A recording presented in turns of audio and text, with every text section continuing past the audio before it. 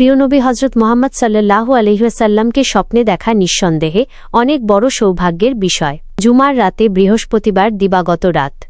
আমল 2 রাকাত নফল নামাজ আদায় করা। নামাজের প্রতি রাকাতে 11 বার করে আয়াতুল কুরসি পাঠ করা।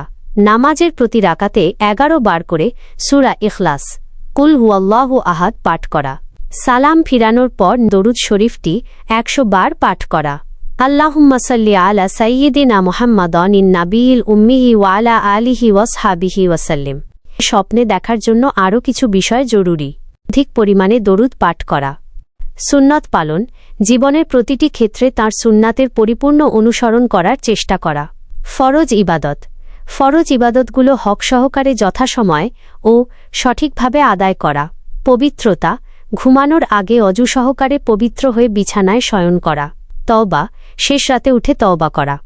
রাসূলুল্লাহ বলেছেন, যে ব্যক্তি আমাকে স্বপ্নে দেখল সে আমাকেই দেখল, কেননা বিতাড়িত শয়তান আমার রূপ ধারণ করতে পারে না। সহিহ বুখারী ও সহিহ মুসলিম। আল্লাহ আমাদের সকলকে সেই সৌভাগ্য দান করুন।